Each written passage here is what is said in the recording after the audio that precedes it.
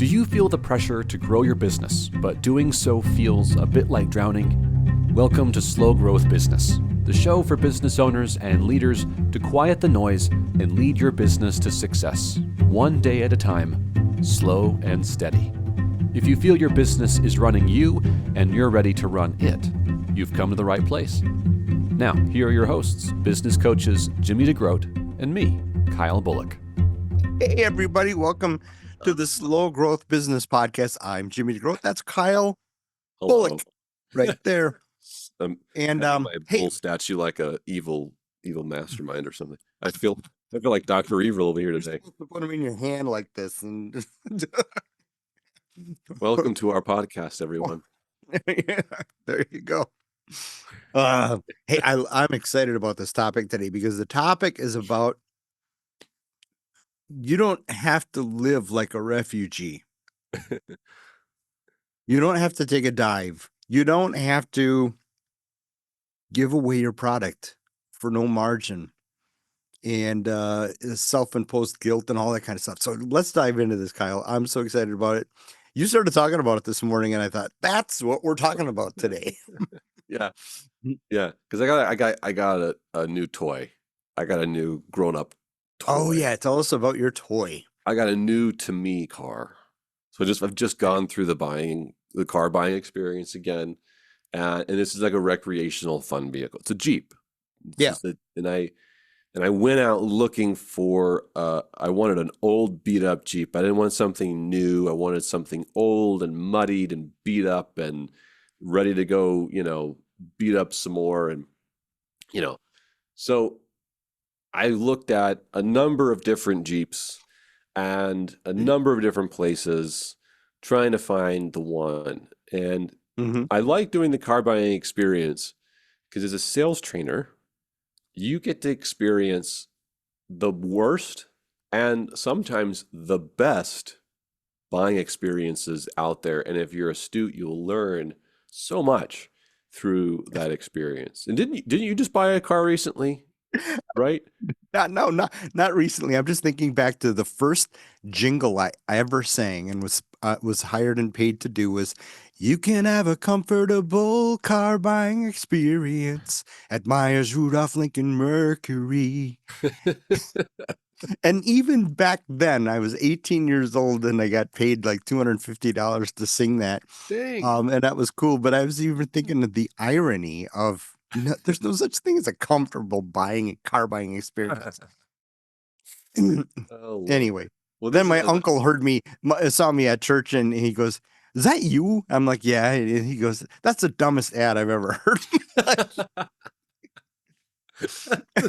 You got paid $250 to do it, yes, man. That's bank for an 18-year-old. Exactly. I bought a new car stereo. Well, can you think of something that is almost more commoditized than buying a car? By that I mean like it's a product that when you go out looking for a car, the price is, you compare it. You go on AutoTrader, Cars.com, Carvana, every dealership. You can go on the dealer's website and they have the prices listed. Go to Kelley Blue Book and you can put in all the mileage and crap and it tells you how much you should pay for the car. So it's just like the most commoditized sales process ever, which begs the question, why do you even have a salesperson?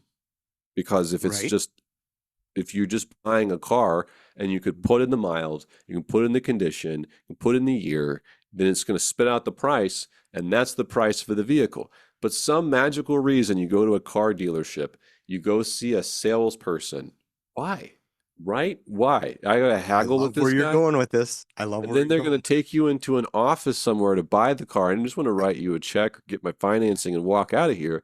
And they're going to take you to some office where they go, "But wait, there's more. And I'm going to give you this warranty and this guarantee. And don't you want the special thing for the windows that does this thing that doesn't?" It's like, what's all this for? Why is there a salesperson there to sell you a car, Jimmy, when you could just look it up online? Right? Well, I did buy a car on Carvana once. All right. I'll never do it again. I figured out that they really make their money on the financing, and we talked about this before. I refinanced but afterwards, but it was salesperson free. Um, so no, why do they need? Why does Ed down at the corner lot Yeah. with all his different cars? Why does he need a salesperson? I don't know. Great question, right?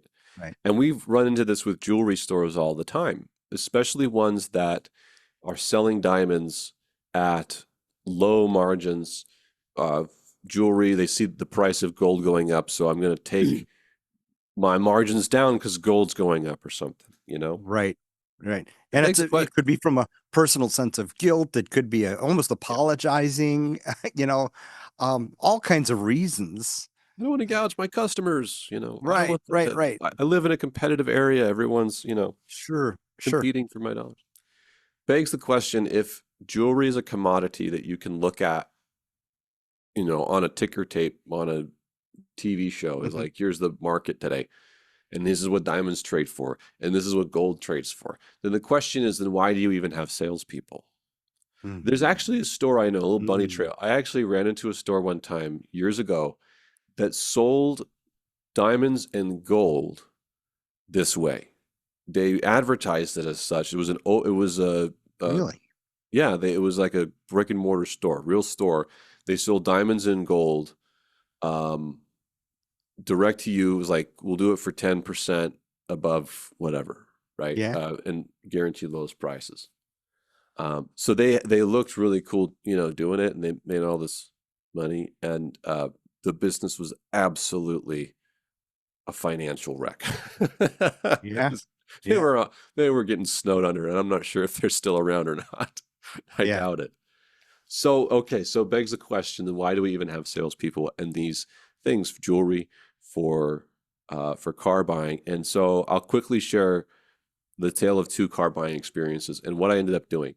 When I'm going out to buy a car, when you went out to go buy a car, what do? We look up the car online. What we're trying to figure out is, what do I want? What's my budget? What should I be paying for this thing? Okay. Mm-hmm. But a couple admissions, when I did this for this last purchase, this Jeep, I had a number in mind that I wanted to spend. And then I went online and I found out that I can't buy what I want for that. I actually have to spend more. So right off the bat, my budget gets blown up. But I don't want to tell the salesperson this because, I don't Right. want them to gouge me on a price or something. Sure. Right. I'm aware. I'm an informed shopper, so I've shopped. Yeah. I went to no less than 3 or 4 dealers, and I drove no less than at least 3 vehicles in this process. Okay.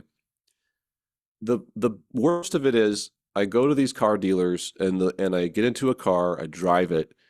I come back, they give me the price. This is your cash price, tax, title, and license, and it's Yeah. based on and that's all, right? A transactional thing. Yeah. When I'm driving, here's an interesting thing. Maybe we can flesh this out in a minute, but I'm driving on 2 of the test drives. I'm driving. The person sitting next to me is a salesperson. Silence. It's just me driving the car. I feel like I'm back in driver's ed again. Like, are they going to grade me at the end? Okay. Which there was one dealer, though, it was one of the first ones I went to. And this guy knocked it out of the park. Okay. He found out what I wanted. I wanted an old beat up Jeep. I wanted dirt on the wheels. I want something I can run up to the mountains and get dirty and have fun and Right. I drive home. Yeah. He listens to me. He knows we're kind of buddies. We know each other at the gym. And he goes, I think I live around the corner from you. When I have this one that's coming in on trade, I'm going to bring it to you. And I said, okay, fine.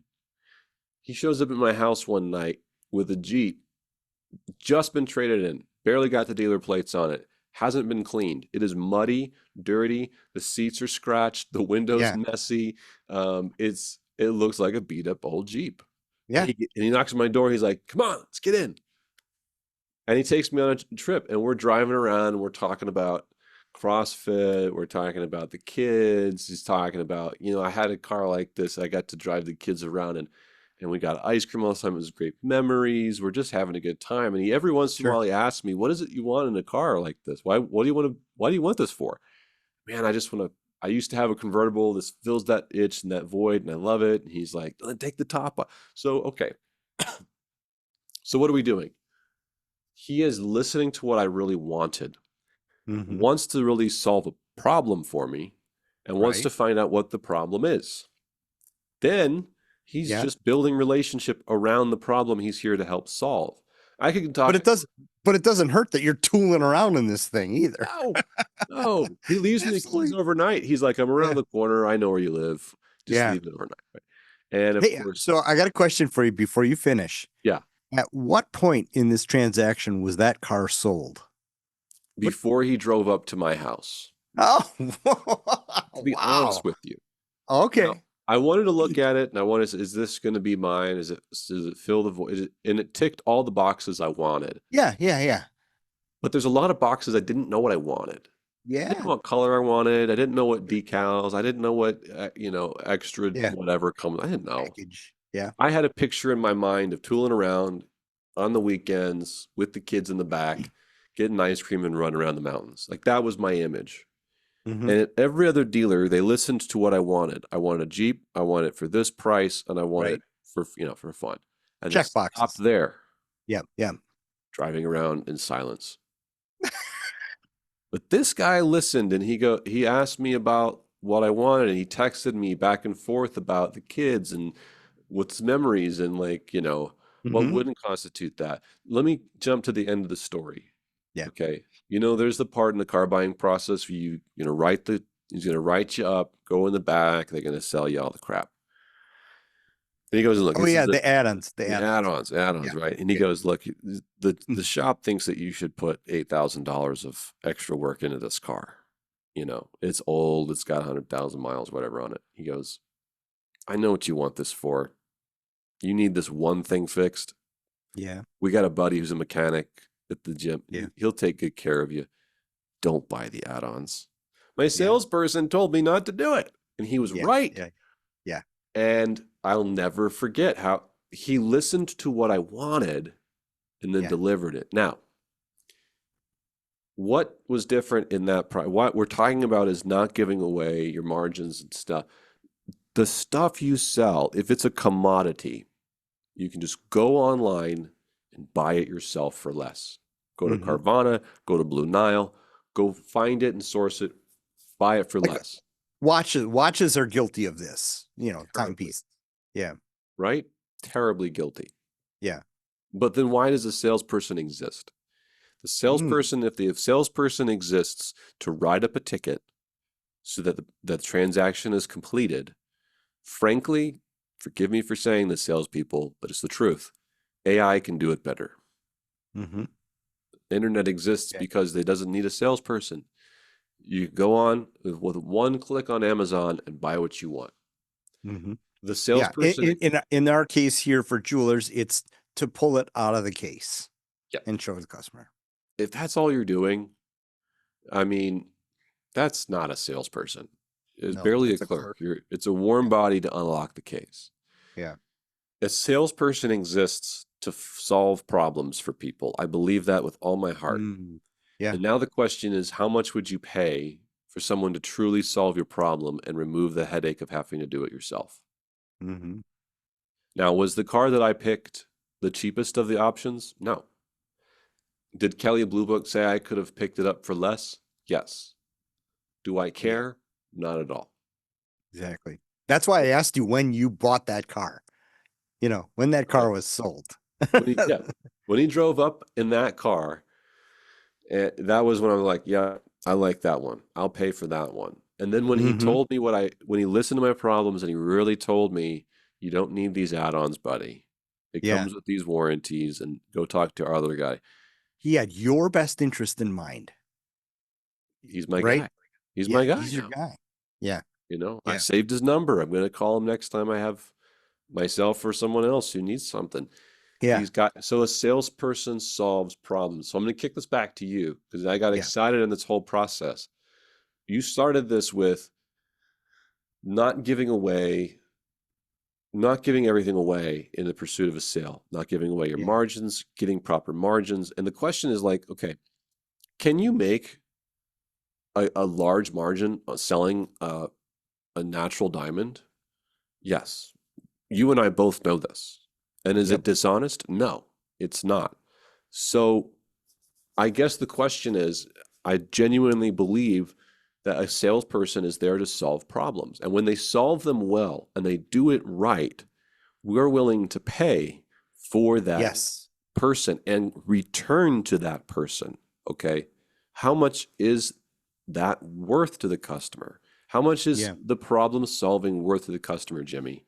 So that we can say, is I can justify having higher margins on my diamonds because Right. how we solve problems. What's that worth to people? Yeah, yeah, exactly. Well, the principle I think of is, first of all, the airplane principle, where you have to secure your mask first before securing others. In an event of the air mask dropping, and then the other thing is, we really can't truly love others until we love ourselves. Um, I know that sounds like I just went down a deep psychological hole there, but the thing is, but the reality is, you your worth to others walking through your door is determined by you and determined by what you're able to give the customer in terms of problem solving. You may be an AGS store. You may have all of your people may have gone through the diamond courses, which I have back over there.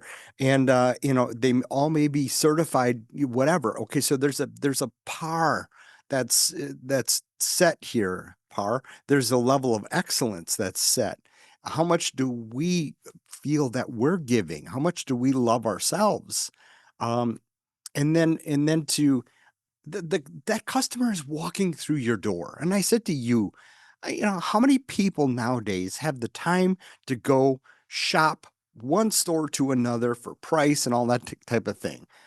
My sense is, if they walk through your door, you have a golden opportunity right there, right then and there, to show them your heart, to show them how much you love and appreciate yourselves, or respect your processes, your teams. And I'm sorry, I'm getting belabored here, but the thing is, you absolutely can command that type of price if you're building the relationship like this guy did with you in the Jeep. We knew when it was sold, and we all know that there's a part of a buying process, whether we're buying a home, especially a home, it's a very emotional purchase, where we tend to go over our budget to get what we really want. And so that's my first plea to everybody is, if you're giving away your margins, stop abusing yourself like that.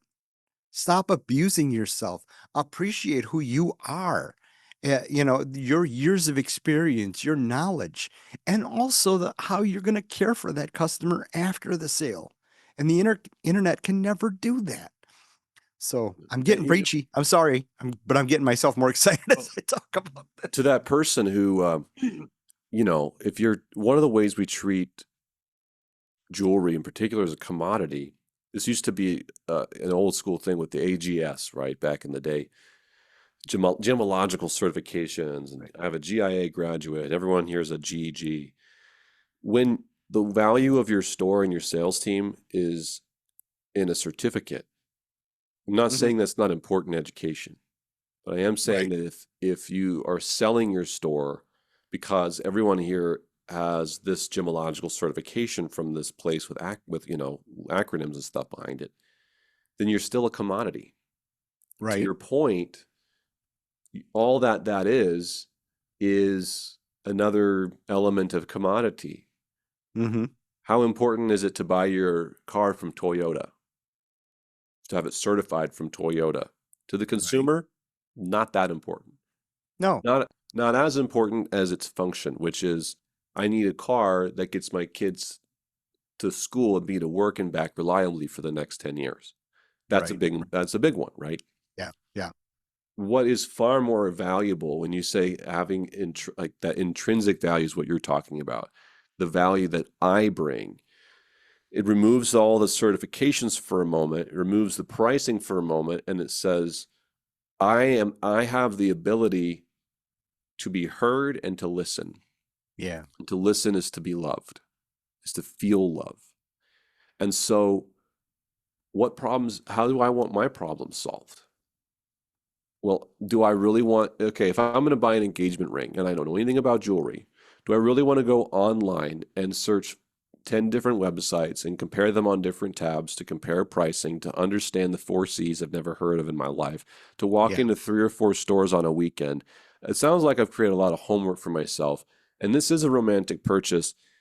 Who the heck do I want? I don't know what I'm looking at. What's right? Should I get a VVS1, a VS1? Why are there so many letters? Why did you keep using V over and over again in the letters? I don't understand. I mean, my gosh, The engineers want that. They probably dig on that kind of stuff. they probably would. And to that point, maybe they have a little different problem to have solved. But Right. still, what you want is someone to come along and say, man, I've been doing this a long time. I've Mm-hmm. been doing it so long and I'm trustworthy, and let me help you take care of that so I can just Yeah. get you what you really wanted the whole time. Yep. Yep. And yep, What's that worth? it's so much that you're a problem solver at that point. You're solving their problem. Solving the problem. Absolutely. I mean, I don't want to yak too much because I just get excited I get excited when I get to experience a great sales experience, when I'm the recipient of a great sales experience. Yep. That makes me so happy because I feel like I won. Like, Exactly.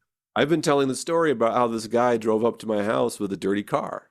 How many salespeople do you know would purposefully drive a dirty car to show a client? No, that's what That you sold said, it though. for me. It sold it for me, right? 'Cause Hey, he did it have the listened. gas tank on the back? The classic Jeep Wrangler gas That would have tank? been even better. That would have No? been even better. Oh my gosh. Needless to say, I get jazzed. I get jazzed that I got to have that experience. Yeah. And the value of that experience is huge for me and so Mhm. many people, because it means that the next time I have a car question, I can call this guy and I know he's going to treat me right Yeah. because he listened. And so back to our original problem, I kicked back to you. What is the value of that experience? If you've been in a cycle of selling things in jewelry, it's a low margin. We don't get a huge margin on big diamonds or something. How do you break the cycle how do you break that cycle and realize there are people making 2-3 times what you're making on the same diamond sale? And people hear that and they go, okay, but how? I'm different. My market's different. It's competitive Mhm. here. How do you break someone out of that going, maybe there's potential that you haven't realized and you're underselling your value? Let me help you show you. I want to show them how they can see what value they can really bring to people. How do we break that cycle for our listeners? Yeah. Well, I'm gonna little caveat here. So this podcast is you and I just chatting. Okay. And if you go to trainretail.com and you sign up for our weekly sales training and management training videos, we give you the how to. So we break it down. So this is us chatting, and we try to give you some solutions at the end. But I just want you to know it's quite a bit more formalized in our training with notes and things like that. So, but the first thing I got to do is I've got to sell myself and I've got to sell the store. Okay. They, thank the Lord that they've walked in and they're standing in front of me. Now, they may be price shopping. Okay. My wife is a big one. She will spend more time price shopping and waste more time price shopping. And then I'll go out and get it. And she's the classic, did you use a coupon? And I'm like, no, I didn't use a coupon. I hate coupons, and I will pay more than the retail price not to use a coupon. But the reason I want to do that is because I want to go out and conquer, and I want to provide this beautiful fatted calf to my wife to go and cook and give to the family. Um, but the thing is, you have to sell yourself in the store. Give them you've got to give them a darn good reason to feel good about walking through your doors. And my whole philosophy on when somebody walks in front of my door is, or walks in front of me through my door, I want them to think I found the place where I'm going to buy this. You know, I don't know maybe exactly which one I'm going to get yet, but I like these people so much that I found the place. And and so yeah, you've paid thousands and thousands of dollars for a great facade and great showcases and great carpeting and lighting and all that kind of stuff. And you got this staff here that you're paying highly to serve your customers. And so sell them on that and convince them through whether it's logic or what have you, emotion, I don't care what it is, to convince them that the last place they want to go is online and buy this, number one.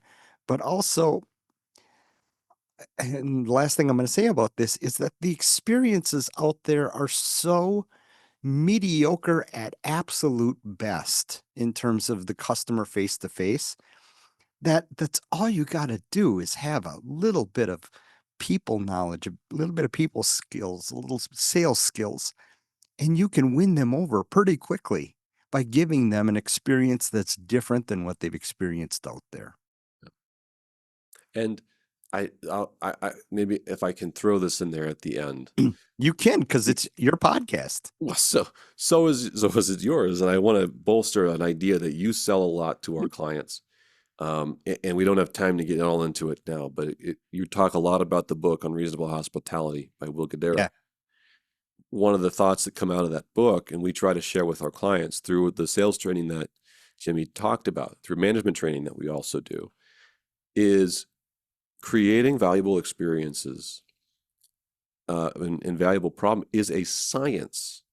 It's not just a feel-good, fluffy thing. And I think when we get stuck in the commodity business of selling what we're selling, this is the price I got to go off of rap sheet, you know. Mm-hmm. We start to think that the only thing that we offer somebody is the product that we're giving in their hands. Oh yeah, yeah. When the reality is that's maybe 50% of it, and the other 50% is the story that that person wants to tell about it.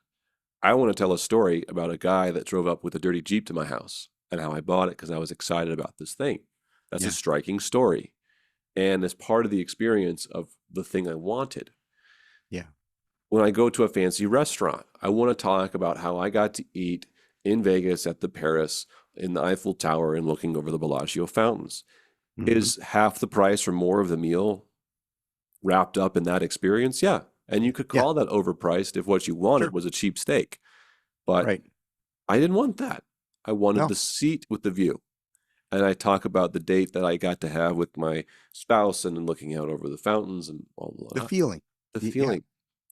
Yeah. People are not, you're not selling snake oil here. When you create a science around the experience, you're selling what people actually wanted in the first place. Mm-hmm. That when they bought a diamond ring, when they came in for that anniversary gift, they're talking to somebody who treated them like royalty, and that they trust so implicitly that they would give them the most valuable possessions they own. Yeah. Without concern or worry. Right. People want that desperately, and they are willing to pay you more for it if you create the environment where that happens. Yeah. Yeah. A couple of quick little things you can do with your team to build this is, so now, first of all, train your team to be asking the key questions of relationship building through your team, through the sale. The biggest question of all is what's important to you. What was important to Kyle is that he wanted a dirty old Jeep that he could not feel bad that a stone's going to fly up and hit and dent the hood. Who cares? I love it. Gives it more soul. So that guy drove over with exactly what Kyle wanted. And he said what was important to him, a dirty Jeep. That's amazing. And so sit down with your staff and talk about the preconceptions that you may have as a team that you put on people when they're walking through the door, and how to get rid of those, how to erase those, put the focus on the customer, not my wallet, not my, oh gosh, I just lost 3 sales last week to somebody who said they bought online or they bought somewhere else. And so be thinking about what do you have that's special? What can you develop in your store that's that wow experience that makes them think, I ain't buying from anybody else? Or that it's 90% sold by the time they even start looking at a piece. So that's what I would suggest to you. And I think, we can focus on our competition by looking at them so much that we start taking a dive every time in order to beat it, no matter what. As opposed to, let's focus on ourselves. Let's be amazing ourselves. Let's create that feeling that they're going to want to buy from us. Love it. That's all I got. We got a lot in there, folks. Yeah, but there are going to be instances where people are only price shopping. You're not going to make them happy no matter what. That's fine. And you know what we're going to end up seeing, by the way, 2 weeks, 3 weeks down the road? Hey, can you guys size this for me? Or can you guys do this for me? Or, I bought this and the diamonds are all loose in this channel. Should they be wiggling like that? Now we still have an opportunity to love on them. We want to kick them in the butt and say, why didn't you buy it from us? But we still have an opportunity to win that customer over. Absolutely. And so, I mean, if we've done our due diligence on this realm, fine. Let the other divers take the low ball, the race to the bottom. Let them have the race to the bottom. We're not interested in that. No, not at all. That's all I got. There you have it, folks. If you want a program that's going to help you figure out how to scientifically set up an experience for your customers, and we approach it with that in mind. How do we make measurable changes to get an amazing experience that reflects the store you want to have? TrainRetail.com. We help you grow your people and your profits for a greater purpose through your business. Oh, yeah. And that is so often accomplished through the experiences that you create and the sales experiences that you create. So go to TrainRetail.com. You can always reach out to us, Kyle at TrainRetail or Jimmy at TrainRetail.com. And we'd be happy to answer your questions on this podcast, your thoughts, help you with whatever you got going on in your business. Shoot us a message. We'd love to help you. Hit like, hit subscribe, leave a review. Now go forth and be awesome. And I'm playing the piano right now, but you can't hear it. And I'm singing, "You'll be back." I probably shouldn't sing anymore, should I? Yeah. I could that's sing money we more. got to spend on rights. All right, everybody. We'll see you next time. Bye. We hope you leave this episode a little better than when you first began. If you'd like more resources to grow your business slow, steady, and consistently, check out our on-demand video catalog at trainretail.com. Or if you have a question or frustration we can help address in your business, write to us about it. We love to help solve big, ugly problems. So hit us up at kyle@trainretail.com or jimmy@trainretail.com. Good luck out there, and we will see you next time.